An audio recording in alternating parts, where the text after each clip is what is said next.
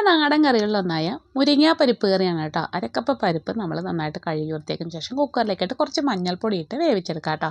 മുരിങ്ങ നമ്മൾ കഴുകി വൃത്തിയാക്കി റെഡിയാക്കി വെച്ചിട്ടുണ്ട്. ഇനി നമ്മൾ അരപ്പിനായിട്ട് അരക്കപ്പ് തേങ്ങയിലേക്ക് കുറച്ച് കുരുമുളകും ജീരകവും 2-3 ചെറിയുള്ളി ഇട്ടിട്ട് ഒന്ന് അരച്ചെടുക്കുന്നുണ്ട് കേട്ടോ. ഇനി ഒരു ചട്ടിയിലേക്ക് നമ്മൾ വേവിച്ചെടുത്ത പരിപ്പ് ഒഴിച്ച് കൊടുക്കുന്നുണ്ട്.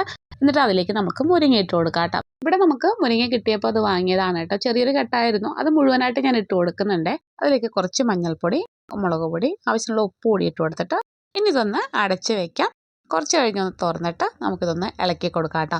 മുരിങ്ങ അതിൻ്റെ പേരിൽ പെട്ടെന്ന് തന്നെ നമുക്ക് റെഡി ആയിട്ട് കിട്ടും. അതിനുശേഷം നമുക്കതിലേക്ക് അരപ്പൊഴിച്ച് കൊടുക്കാം. പിന്നെ നമുക്ക് കുറച്ച് വെള്ളം കൂടി ഒഴിച്ച് കൊടുക്കാം കേട്ടോ. ഒരുപാട് വെള്ളം ഒഴിക്കുന്നില്ല, കുറച്ച് വെള്ളമാണ് കേട്ടോ അതുപോലെ ഒഴിക്കുന്നത്. ഇനി നല്ലതുപോലെ ഒന്ന് മിക്സ് ചെയ്തെടുത്തതിന് ശേഷം നമുക്കൊന്ന് തിളപ്പിച്ചെടുക്കാം കേട്ടോ.